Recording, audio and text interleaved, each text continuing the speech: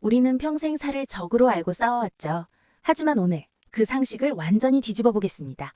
사실 당신의 살은 영혼이 보내는 가장 절박한 신호입니다. 보통 체중 하면 칼로리, 운동 시간 이런 숫자부터 떠올리잖아요. 근데요, 만약에 그 무게가 그냥 숫자가 아니라 우리 영혼이 보내는 어떤 메시지라면 어떨까요? 오늘은 바로 그 숨겨진 이야기에 한번 들어가 보려고 합니다. 언젠가부터 제 머릿속에서 이런 목소리가 들리기 시작했어요. 살만 빼면 다 해주겠다. 이게 꼭 약속 같기도 하고 어떨 땐 저주 같기도 하고요. 도대체 이 미스테리한 속삭임, 정체가 뭘까요? 자, 여기서 우리 생각을 한번 확 뒤집어 보자고요.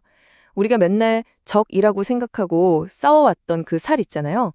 그게 사실은 우리 영혼이 보내는 아주 절박한 신호라면요?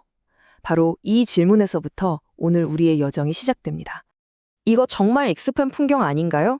새로운 다이어트 시작해서 막 식단 바꾸고 운동하고 심지어 굶기까지 하잖아요.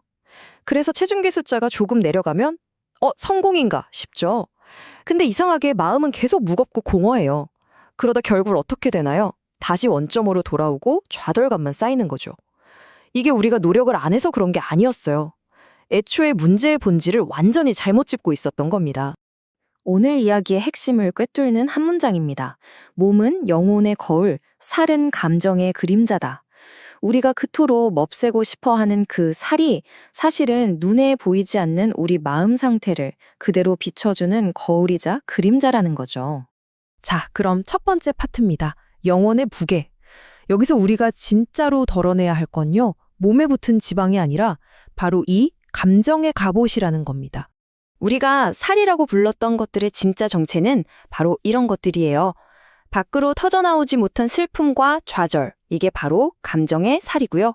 또 꾹꾹 눌러 담은 과거의 아픈 기억들, 이게 기억의 살이죠. 그리고 다시는 상처받기 싫어서 쌓아올린 방어벽, 이게 바로 두려움의 살입니다. 이런 것들이 우리 몸에 차곡차곡 쌓여 있었던 거죠. 여기서 진짜 놀라운 반전이 시작됩니다. 살이 우리의 적이 아니었다는 거예요. 오히려 상처받은 내면을 지키기 위한 보호 갑옷이었다는 거죠. 세상의 공격으로부터, 어쩌면 나 자신으로부터 내 안에 그 연약한 아이를 지키려고 우리 마음이 스스로 두꺼운 갑옷을 만들어 입었던 겁니다. 자, 그럼 두 번째 파트로 넘어가 볼게요. 잃어버린 정신의 중심. 아니, 근데 우리는 왜 이렇게 무거운 감정의 갑옷을 입게 된 걸까요? 그 근본적인 원인을 파고 들어가 보면요. 바로 우리 내면, 이 영혼의 중심축이 흔들리고 있기 때문이라는 겁니다. 어떤 영적 스승은요, 이 상태를 딱 한마디로 정신을 놓아버렸다고 표현해요. 이게 뭐냐면, 내가 왜 살지? 하는 이 삶의 중심, 어떤 목적의식이 완전히 사라진 상태를 말하는 거예요. 그냥 남 탓하고 불평만 늘어놓고 영적으로 완전히 정체되어 버린 거죠. 말 그대로 삶의 닻을 잃어버린 배처럼요. 바로 이 지점에서 영적인 문제와 우리 몸의 문제가 딱 연결되는 겁니다. 삶의 중심, 그 핵심 목적을 잃어버린 경우는 방황할 수밖에 없잖아요. 그 방황하는 무겁고 정체된 에너지가 고스란히 우리 몸에 쌓여서 바로 살이라는 형태로 나타난다는 거죠. 자, 세 번째 파트입니다.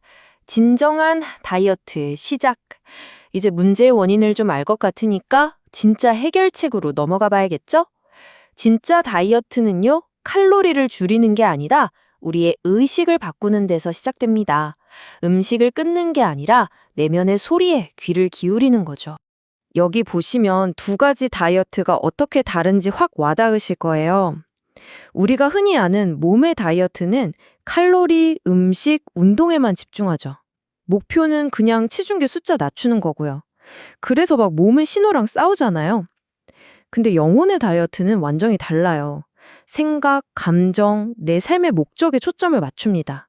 목표는 내면을 맑게 정화하는 거고요. 그러려면 어떻게 해야 할까요? 몸의 메시지에 귀를 기울여야죠. 이건 싸움이 아니라 나와 내 몸의 관계를 회복하는 과정인 셈입니다. 그럼 이 생각 다이어트는 대체 어떻게 하는 걸까요? 구체적인 방법들이 있습니다. 첫째, 어떤 자극이 왔을 때 바로 반응하지 않고 일단 멈추는 거예요. 둘째, 이 감정 어디서 왔지? 하고 내 감정과 몸의 느낌의 근원을 질문해 보는 거죠. 셋째, 다른 사람 기준으로 나를 판단하는 걸 멈추는 겁니다. 그리고 마지막으로 불평하는 대신에 왜 저럴까? 하고 이해하려고 노력해 보는 거예요. 이런 작은 습관들이 우리 생각의 군사를 쫙 빼주는 거죠. 네 번째 파트입니다. 타인을 위한 삶. 자, 생박 다이어트로 우리 내면을 깨끗하게 비웠다고 쳐요. 그럼 이제 그 텅 빈 공간을 뭘로 채워야 할까요? 방황하던 내 영혼을 딱 붙잡아줄 그 궁극적인 닷. 그게 바로 진정한 목적을 찾는 겁니다. 여기서 제시하는 가장 강력한 삶의 목적, 그 중심축이 바로 홍익인간 정신입니다. 널리 인간 세상을 이롭게 한다. 나 한 사람 잘 먹고 잘 사는 걸 넘어서서 우리 사회와 모든 사람들을 위해 살겠다는 그런 큰 목적을 세우는 거죠. 야, 이런 목적이 있다면 흩어졌던 정신이 하나로 딱 모일 수밖에 없겠죠? 그리고 이 멋진 목적을 실현하는 길도 크게 두 가지로 나뉜다고 해요. 대략 70%의 사람들은 이타행이라는 길을 가게 되고요. 나머지 30% 정도는 강공익이라는 길을 걷게 된다고 합니다. 이 두 가지 길이 어떻게 다르냐면요. 이타행은 내 바로 앞에 있는 사람들을 직접적으로 도와주는 거예요. 마치 자비의 보살인 관음처럼요. 그럼 바로 칭찬도 받고 만족감도 얻을 수 있겠죠. 반면에 대공익은 스케일이 훨씬 커요. 인류 전체, 문명 전체에 이바지하는 거죠.